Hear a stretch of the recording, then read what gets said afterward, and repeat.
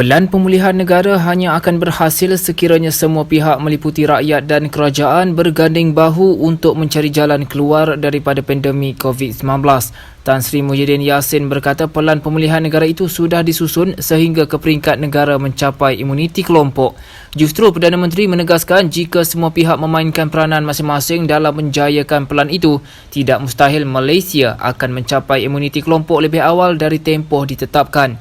Beliau berkata demikian kepada pemberita selepas melawat klinik vaksinasi bergerak di projek perumahan rakyat PPR Seri Johor pada Ahad. Perdana Menteri berkata pelaksanaan pelan pemulihan itu juga adalah satu cabaran besar kerana ia bergantung pada kerjasama semua pihak. Saya nak jelaskan juga bahawa kita sekarang ini dalam peringkat menggubal dan merangka pelan pemulihan negara. Apa maknanya? Iaitu untuk membuat persiapan-persiapan supaya negara kita akan terkeluar daripada pandemik ini dalam satu peringkat yang bermunasabah berdasarkan pada data, sains, segala persiapan yang kita sudah buat baik dari sudut menguruskan COVID, menguruskan ekonomi, vaksinasi dan semuanya. Dan ini akan kita bentangkan mungkin dalam seminggu ke hadapan kepada Majlis Keselamatan Negara. Ini beberapa menteri-menteri utama yang terbabit sudah pun duduk membentangkan secara kasar pada saya. Pada dasarnya baik tapi belum lagi dihalusi. Jadi tujuannya ialah supaya nanti kita akan maklumkan pada rakyat fasa waktu manalah kita akan sampai ke fasa agak sempurna. Situasi COVID sudah dapat kita landaikan, ekonomi dapat kita pulihkan semula. Vaksinasi mesti terus dilaksanakan secara bagaimana sekarang ni kita ujurkan, akan kita tingkatkan daripada 160, 180, 200 ribu sehari kepada mungkin 300 ke 400 ribu. Dan ini bersandarkan pada pelan imunisasi kebangsaan yang dipimpin oleh YB Menteri KJ dan juga Adham Baba. Kita dah buka hampir banyak tempat PPV, kita tambah lagi dengan lain-lain langkah termasuk kawasan orang asli kita masuk, kawasan PPR kita masuk, dan sama ada mereka itu berdaftar atau tidak. Cuma saya cadangkan supaya kita nak ambil langkah memikirkan apakah wajar kita adakan tarikh tetap untuk menentukan semua orang yang nak ambil vaksin mendaftarkan diri. Macam sekarang ni open-ended. Open-ended mana sepanjang-panjang masa. Jadi ini telah pun kita buat, bagus.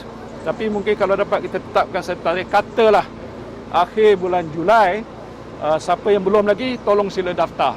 Kalau ada yang berbaki, kita bantu untuk mendaftar supaya semuanya sudah ada dalam sistem kita dan kita boleh rancang fasa sampai selesai vaksinasi ini dilaksanakan di seluruh negara. Jadi balik pada pelan tadi, ini akan kita teliti. Dia ada fasa 1, fasa 2 macam sekarang ni, fasa kedua, ketiga, keempat, bersandarkan pada data sebagai contoh. Kalau COVID sudah turun, sekarang kita lihat sudah ada petanda penurunan, tapi tak boleh lagi celebrate pasal belum selesai. Jadi kalau dapat diturun lagi. Dan ini bermakna satu, kita kena bantu Kementerian Kesihatan menguruskan healthcare, iaitu nak pastikan supaya sistem healthcare kita tak runtuh. Hospital kita mencukupi dengan kemudahan-kemudahan katil, ventilator, oksigen, bekalan, pegawai, doktor. Yang ini sedang pun kita laksanakan. Tetapi keadaan masih belum lagi orang kata boleh dikatakan selesai. Kerana kes-kes kematian masih ada dan bilangan kes kita agak masih besar. Kalaupun dah sampai 5,000 lebih, saya belum lagi berpuas hati kerana kita nak cari jalan. Kemudiannya kita lihat di soal ekonomi. Sebab itu kita tak boleh kita lihat satu sudut, supaya kalau ekonomi tak diuruskan, lepas dah habis selesai COVID, makan tak ada, apa tak ada, kerja tak ada. Ini isu masalah yang negara.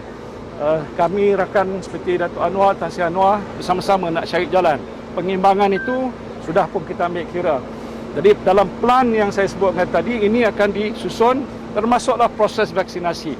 Jadi kalau vaksinasi meningkat, mana dah ramai itu dah sampai herd immunity dalam satu tempoh yang segera, maka bermakna kita boleh sampai ke satu tahap kita rasa agak mungkin sebelum akhir tahun katalah contoh ataupun lebih awal.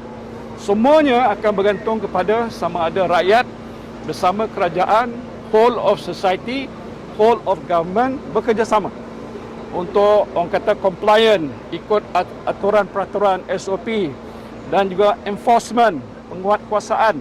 Kerana kalau orang leka, dia buat sesuatu yang melanggar, kes boleh meningkat balik.